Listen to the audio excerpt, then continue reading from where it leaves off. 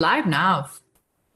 I am so excited to share this webinar today and all the details that how I got here and what's really happening um, in the industry today and my journey and all the information that really is going to be beneficial. So I'm going to stop this share and then share the PowerPoint today. So that's me in my kitchen. And that was my house back in India when I had moved there. So functional medicine and regenerative medicine, right? Like for a lot of people that I meet, it's something that they've never heard of, especially regenerative medicine.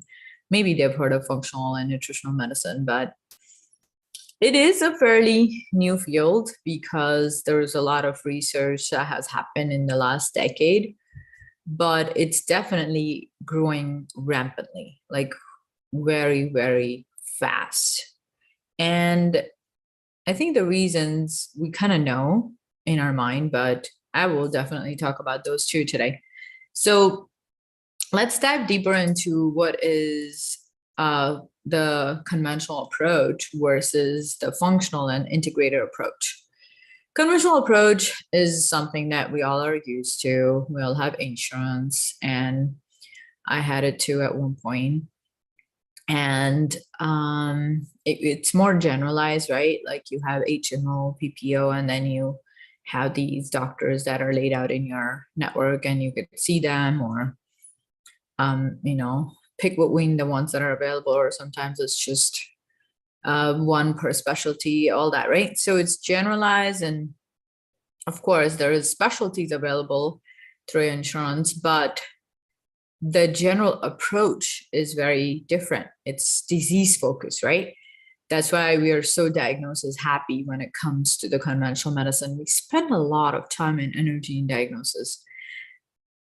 The approach in my, I would say, research and eyes from what I have learned in the last 10 years of being in practice and being my own patient and having tons and tons of clients, that it's very rudimentary. It's more primitive.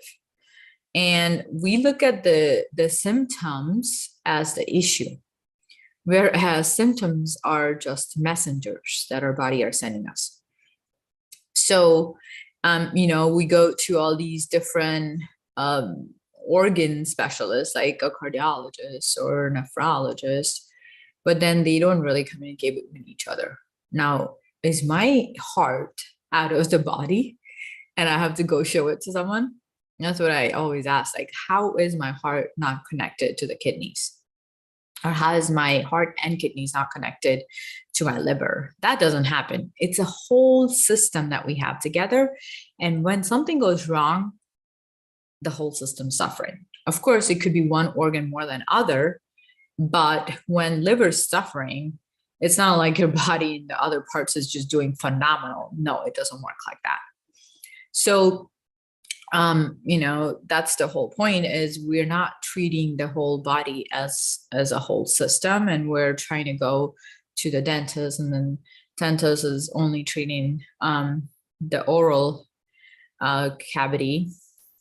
I wouldn't say even like just treating, yeah, but then all the cavities that are happening is because of the diet and the lifestyle and the gut, right? So I've been through all. Like, I have 22 fillings in my mouth and I have one root canal. So I have no shame in telling what exactly has happened with me, because I really want to add value to your journey. And if anything that you can correlate to what has happened with me could change something for you and save you from something big, my purpose is served. So that's what I live to serve.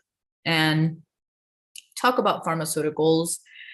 I am definitely pretty well proficient in it. 4 years of undergrad in B-Pharm, which is the Bachelor's of Pharmaceutical Sciences, and I have another 4 years in PharmD.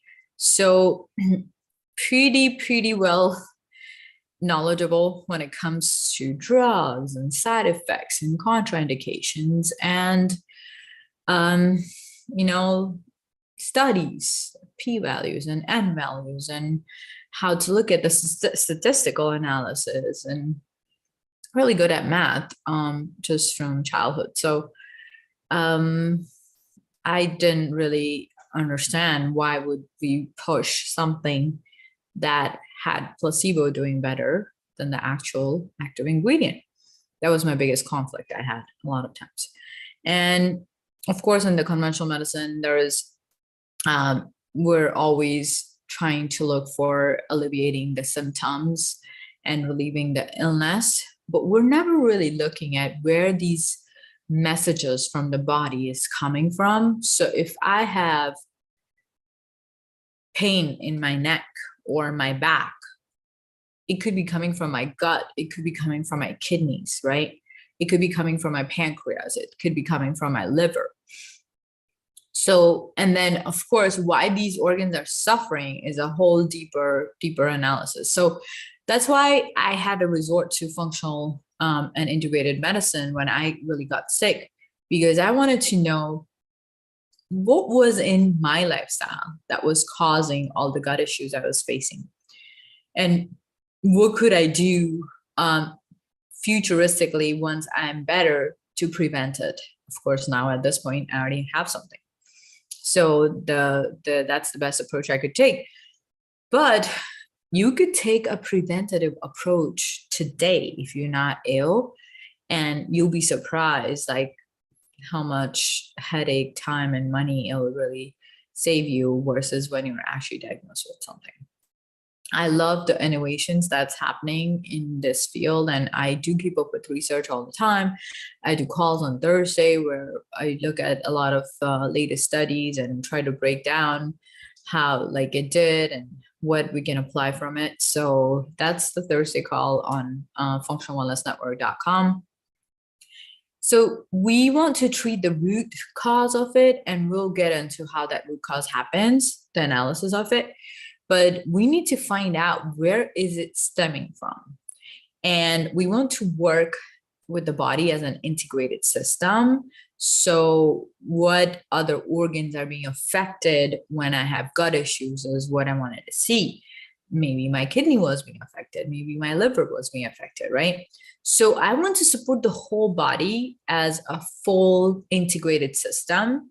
And then I want to look into lifestyle and nutrition and then nutraceuticals. And I want to work on getting long-term wellness and a lifestyle medicine change for my clients. And that's what gave birth to my practice, which is Sixth Element, which we'll talk about in a second.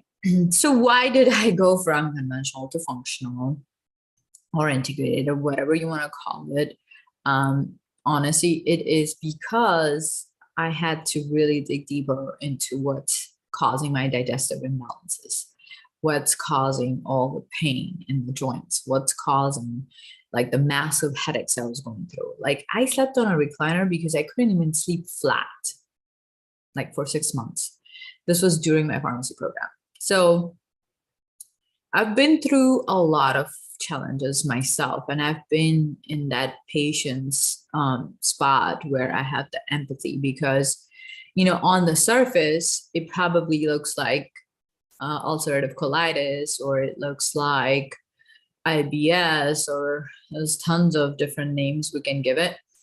Autoimmune condition like celiac. That's what all these doctors are telling me. You're celiac. Oh, you have IBS. Oh, you have ulcerative colitis. And this is all coming from literally going to 3-4 specialists, gastroenterologists. And every single one prescribed me a colonoscopy and endoscopy, colonoscopy, endoscopy. I was like, that's an invasive procedure that my body doesn't really need right now because it needs healing. I'm in excruciating pain. I don't want to have another added procedure. But that was my own personal belief. I totally believe that, of course, these procedures can help us find out things. but there could be things that will never show up there either. And I knew that because I had done the research. So if I had parasites, there's no way it's showing up. If I had, candida or giardia, it's not showing up there. So I chose not to do it at that time. But you could do it, and if that's what gives you satisfaction. I have patients who do them all the time, and then they come back and they say that there was nothing that showed up in there, but they have massive poor quality of life, massive symptoms that they're going through. So I see that all the time, especially in the last 5-6 years that I've been practicing more. I've seen it a lot. So it just depends. There's no cookie cutter. I don't try to rule out any possibility that could help me understand how to help my client better. So disease states are what are diagnosed on the top, and then the root cause could be all these things, which is immune imbalances, micronutritional deficiencies, digestive system imbalances, toxin overload, and that means your detox system is not properly working.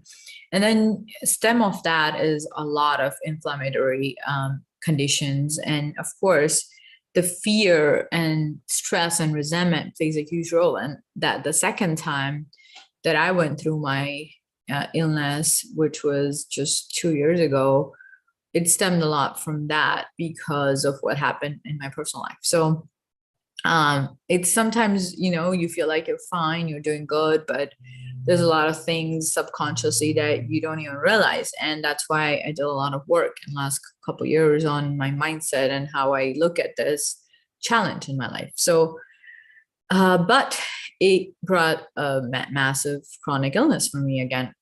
And then, of course, like your body is more prone to it because I already had it the first time, right? So functional medicine is something that examines at the core imbalances that impair the bodily functions. And these imbalances are primarily arising from poor nutrition, of course, and then lack of exercise, lack of mindset that is more on the calmer side because you could be in a flight or fight mode from fear, and then trauma.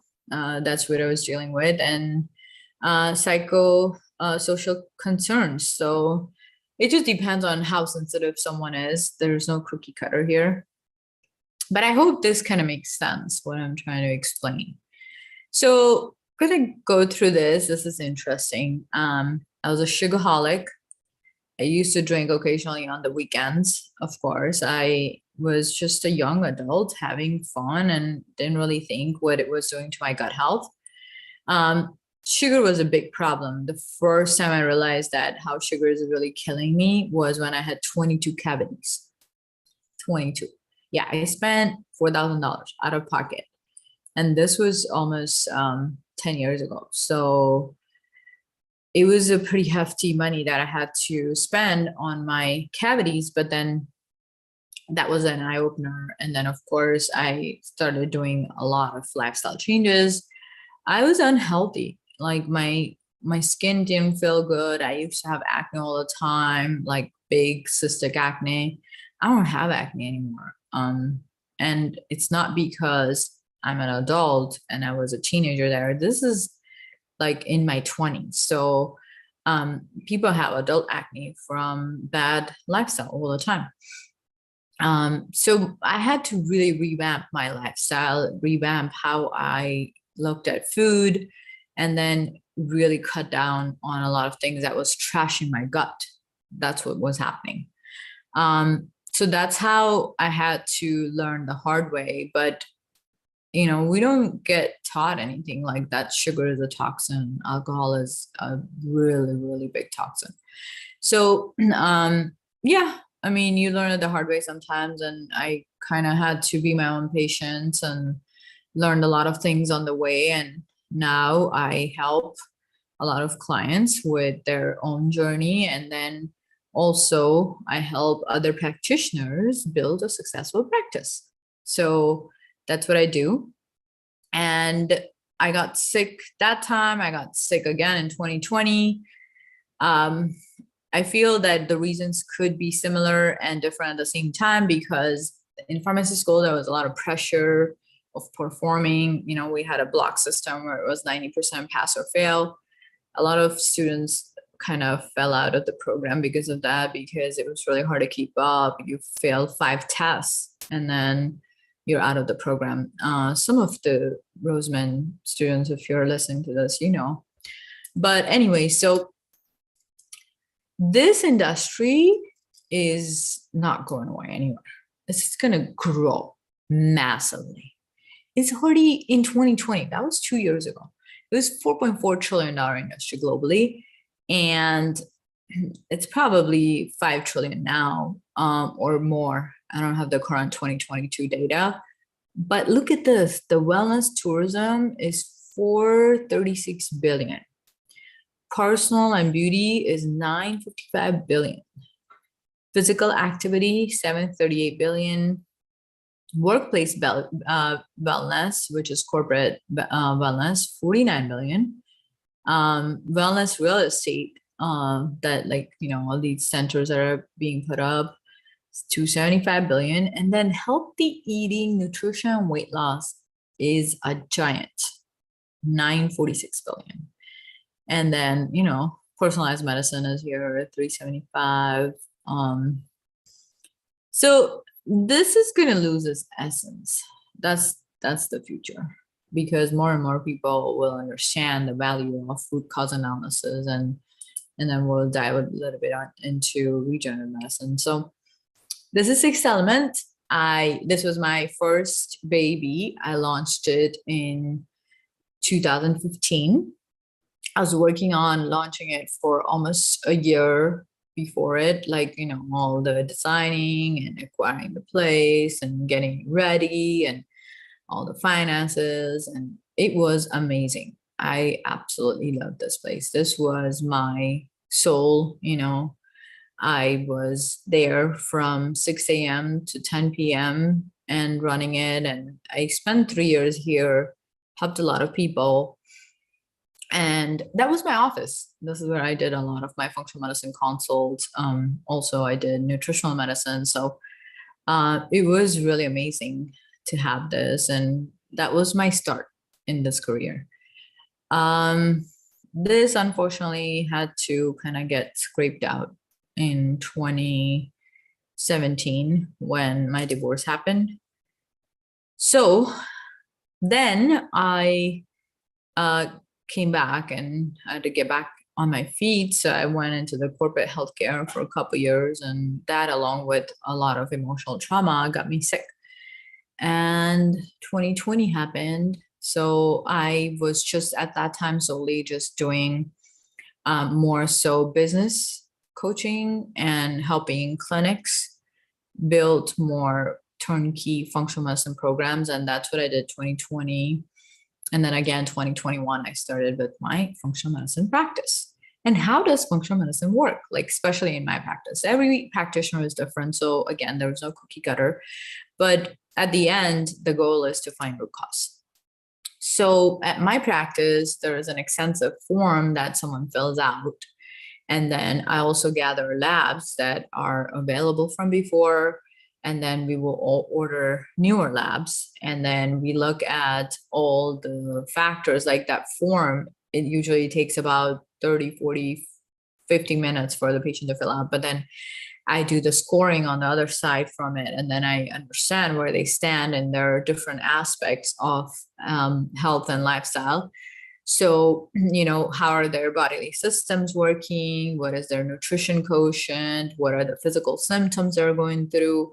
The food and lifestyle, and how their environment is affecting them, the metabolic pathways, and how the biomarkers are looking. And then what are the external factors like stress, toxins, allergens, intolerance, pathogens, nutritional imbalances. And then all of this information is put together to create a personalized nutritional plan where there is assessment. We look at all the labs, we create interventional plans, and then we monitor and then keep moving forward to a plan that is solid and long-term. I always tell people that this is not some fad. you are getting into a whole new lifestyle that will become a part of your life. And if you're ready for that, that's the only way we can have this partnership, because I do not want anyone's money if they're just going to waste it. I want results for you and I want to do good. And that's what we're doing this for, right? So what are the risks? Risk, I would say one of the most common things I've seen is detox withdrawals. So when you take away all the toxins from the body and your body is going through this detox phase, you sometimes feel worse than later on feel better, but you feel worse than what you are actually feeling. And that has been something common. It's short term though. We just have to make adjustments to the body, because at this point, when you're coming to a functional practitioner, your body has become your mind. And what happens is it's just subconsciously all these neuroplasticity is built in a way where you're just reacting to what has been a reaction from the past. So it might be something that just your body is now used to reacting to it. And it might not be a true problem. It's just a short-term problem too. So there's so many different theories around it. Your body has this triad system where, depending on what it has to deal with, for the body, the survival system, or keeping you in survival, is the top priority. So if the body's dealing with toxin overload, heavy metals, micronutritional deficiencies, then the body will figure out what the triage is, and then kind of really work on keeping you alive. That's just how it works. And then in long term, you end up with a chronic illness because the gene got turned on because of all this long-term processes and chronic illnesses that you're dealing with. Chronic inflammation is different than acute inflammation, and I do dive deeper into it on my Thursday calls, so I highly suggest to sign up for those. Nutrition is one thing that you will see that will bring side effects, like better skin, better eyebrows growing, better eyelashes. So that is some side effects I've seen. And if that is a side effect you're okay with, then, go for it. Rewards, we are going to, of course, drench the body with high quality nutrition, lifestyle changes, and your body's been screaming for this for years. So we want to elevate the body's highest potentials to heal and reset its quality back. That's what we want to do. Sometimes the damage is too far gone out. So it all depends on where you stand with your biomarkers and how much damage you're dealing with. So again, there's no cookie cutter. It's very personalized, and everyone's treated differently depending on what they're dealing with. So that was all about functional medicine, and I hope that really kind of makes sense. And if not, then message me. Feel free to ask more questions. Now we're going to dabble a little bit on regenerative medicine, because I don't want to dive too much into it. We can do a whole different webinar on that. But regenerative medicine is one of the most advanced technology out there. And there's so much research that's been done, like almost close to 20,000 studies in just last like 5 to 7 years. And why is that? Because of the type of results it can give you.